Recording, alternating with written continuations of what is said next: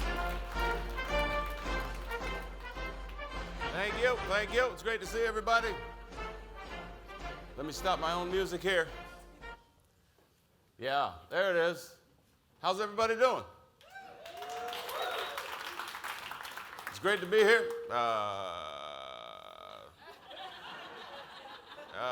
Great to be here talking to everybody. I know what you're thinking right now. You're thinking, boy, that Barack Obama, he sure looks different in real life than he does on the TV. In real life, I look a little bit like if Barack Obama had a baby with the Grinch.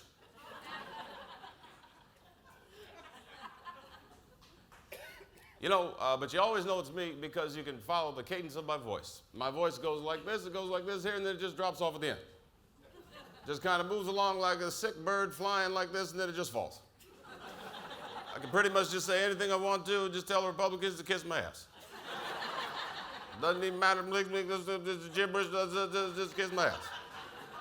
That's it, you know it's me, right? People ask me all the time, they say things like, they say, what are some things you say at the White House that we don't ordinarily get to hear you say on the TV? I say things all the time like, hey, Joe Biden, you gonna do this last whip it? For those of you older folks, that's like a little bit of noxious air that you breathe in. The kids get high with it nowadays. They're saying things to me all the time, you know? A lot of people tell me, they say my voice sounds like a combination between a creaky old door and a chicken. I don't hear it. Your vote, though, will impact not only our lives, but our children's lives for decades to come. Barack Obama. You know, maybe the chickens were predicting my coming the whole time. No, nothing there? I'm going to scratch that joke from the act. Why's it got to be chicken? Don't be racist in the back. Okay, good. You can't laugh at racism here. People say, you know, how does he ask for sex from his wife? Can we go there? It goes a little something like this. And that's just the door to the Lincoln bedroom opening to reveal me fully nude. But that's all pretty silly, isn't it? Because I'm not really Barack Obama. Actually, this isn't even my real hair. That's weird, huh? Is it gone? I hope it's gone. I'm wiping away my wonder hair. This is a combination of my own hair sprinkled on with a product called Topics. They figured this out over at NBC when I got the job as Barack Obama on The Tonight Show with Jimmy Fallon. And this is me. I think I probably still have some stuff stuck here. But that's all right. You know, I've never really wiped it off blind. But I'm trying to reveal myself to you. There we go.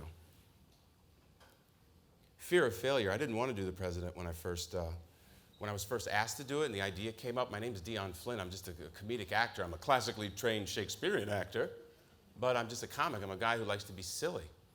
In 2004, my mom was dying, and she ended up dying in 2005, and around that time, I didn't want to live myself. And that's 100% truth. In fact, I called suicide hotline. And they asked me to call back, which I thought was weird. That's 100% true. It's like this thing that they do where it's like, are you sure you're not going to do it? Okay, can we call you back in 3 hours? And they made a little appointment with me. But I thought it was a little strange at the time. But I had a fear of failure. Isn't that why we don't try things, try new things? It was a fear of failure. I was afraid that my life had actually become a failure. I just thought my life up to that point had been a failure. And I'm not going to finish this TED Talk and tell you that my life is now a great success because I do a very bad impersonation of Barack Obama on television and all over the world. But I wanted change. That's a word that comes up a lot, you know, in political campaigns, change. But my desire to commit suicide was really a strong desire for change. And so I started to think about my life and where it had been. I grew up the only brown kid in my trailer park. And I used silliness when I was young to try to, the kids would surround me. They would, because my parents were white too. My parents would, you know, the kids would surround me like, sort of like the apes on the Planet of the Apes, you know, gathering around like, why are you brown? This was down south, way down south from here in New York, Maryland, about an hour and 40 minutes from here.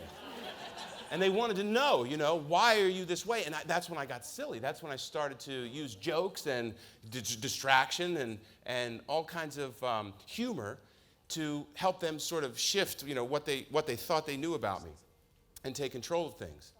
Fear of failure is why we don't try things, and I thought my life had become a failure at that point. And my mom did pass away. I was afraid of failing also because, let's face it, I do look like if Barack Obama had a baby with the Grinch, like I said earlier.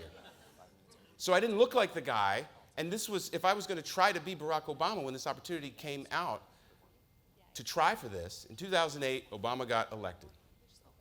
And SNL needed an Obama. They didn't have a guy to fit the bill. And one of my friends said to me, why don't you go and audition? You have to. You're in the improv community. You have to try this. And I didn't want to. I was afraid. Why? A couple of reasons. First of all, I didn't feel like I looked like the guy. Second of all, I couldn't do the voice. And third of all, I didn't want to betray the first black president. I thought he was going to be assassinated by the Ku Klux Klan after the first week. Nobody's laughing. But I'm laughing because that was really what I thought. I thought he wasn't going to make it, and I wasn't going to contribute negatively to his image, right? Now, you could say that's an overblown sense of myself, and it is slightly, that I could bring down the president with my impersonation. But at heart, I really didn't want to do what I had learned to do with silliness before then. And that was to mock people. People that were hurting me or coming at me, I would mock them. All my impersonations had a little bit of anger, and mockery, playground mockery. Nothing gets you worse than, I could still get one of you really pissed off today if you said something that you cared about and I went, oh, silliness. It is a way of instantly seeing something from another point of view. How can you be silly and do the president in times like these? Well, that's what I thought. You can't imitate the first black president. Everybody just has to be still and don't let anybody get a bead on him from a gun from across the street. But then he went on Late Night with Jimmy Fallon. And I was like, come on, man. I'm like over here like, in solidarity, brother. And you're on TV making jokes. But he was being silly on TV. And it kind of gave me permission in my own inner orientation. Now, I got onto Late Night with Jimmy Fallon, thanks to Jimmy Fallon, an old friend. And I was doing about 12 characters, and then one day somebody said, I was walking down the hallway, and somebody said, you kind of look a little bit like Obama. Do you think you could do Obama? And I was like, yes, of course, sure. And I went home and had the worst weekend of my life, trying to get it down, trying to get it done. I did it a few times. I was certain that everyone hated it and that I was a failure at this thing that could be readily checked. See, that's the thing about doing somebody that's so well known. People know very clearly whether or not you're nailing it. And I didn't want to put myself out there that way. And isn't that what we're always afraid of, is the judgments of others? Maybe you're not. Some of you are judging me right now. Some of you are going, you did fail at that Obama impersonation. So don't think that you didn't. But when I knew everything was going to be okay? In the black voices in my head, I'm African American, Irish, and Italian. I felt I had it right because I had a white mother like Obama did. I'm extremely intelligent like Obama is. No. But I knew that it was going okay when in the lobby of a hotel in New York City one day, somebody wanted to take a selfie with me. It was the Reverend Jesse Jackson. He said, Obama from Late Night with Jimmy Fallon and The Tonight Show? Let me take a photo with you. He wanted to take a selfie with me. So I knew I had been approved by the Black Caucus. It was okay for me to do what I was doing. It shocked me.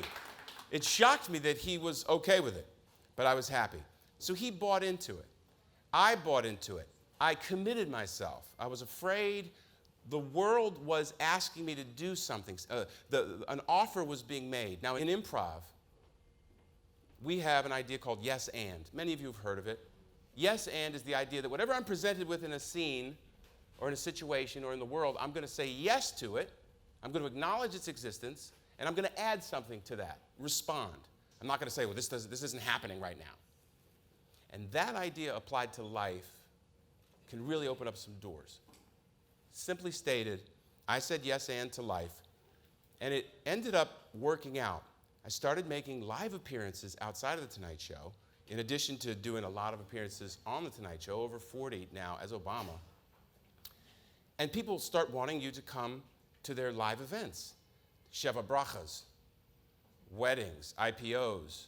I don't know why people want Barack Obama there. And I would arrive at these things, and people would say things to me like, this is what startled me. I bought into it, and I went along with it, and people were buying into it too. People who didn't even like me. Republicans would come to me at events, and they would go, what are you going to do about immigration? And I would say, I'm a comedian from Brooklyn. Probably not much in my lifetime will I actually do about immigration. But it shocked me that people were really reacting to this, and I realized it was something way, way bigger than little Dion Flynn, the comedic actor who wasn't feeling too good about his life in 2004, 2005. I was embodying an office symbol, a symbolic representation of an office that people respected. Whether they were for it or against it, or liked the guy that was in it or not, there was something that brought people together about this office, and there's something that people love about silliness. It just takes the weight off of what's happening. You put on this supersuit, people act differently. That's what I call this, the supersuit. Woman, where's my supersuit? Anyway, little joke just between me and myself. Because you go to places and people step out of the way. The kitchen staff here today, I don't want to get anybody fired, but they all had to do pictures and selfies with me, right? But it's not with me, it's not with Dion. It's with this idea of leadership and something. I don't even understand it fully. I met Governor Palin backstage of The Tonight Show. Her whole mindset, her whole existence was, I don't like Obama, right? And she was looking at her phone. They wanted to introduce. We were going to be in a sketch together, me, her, and Jimmy, and he was Putin, you know. And they wanted to introduce me, and she was down with her, you know, her cell phone or whatever. And I walked in. They said, this is Dion. I was in the full supersuit. And I walked in, and she went like this to meet me. He's going to be in the sketch with us. This is Dion Flynn. She went like this. She went. I was like, what? She did not act that out. She was so committed to being against this image that she knew that she had to respond. Something primal, something cave woman-like respond. And that's when I started to really get it, that this means more, a lot more than just me. I was called a few weeks ago to do a deathbed Obama. They said, we need an emergency Obama. People rarely need an Obama, Obama impersonator, anything beyond mildly, trust me. But they needed an emergency Obama. I can prove to you that some people are not charmed by the Obama impersonation by the look on Tom Hanks's face. Do I really have to take this picture right now?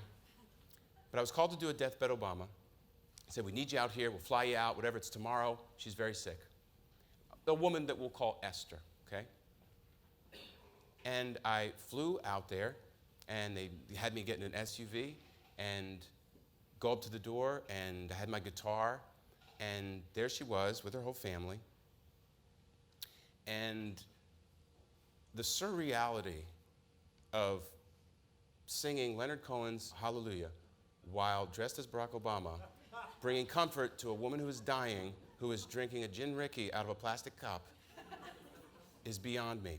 And it's where silliness has taken me. And I brought a little bit of comfort to her. And she died 2 days later. It had nothing to do with my act. She taught me the audacity of silliness can change your perspective in a really dark time. Thank you.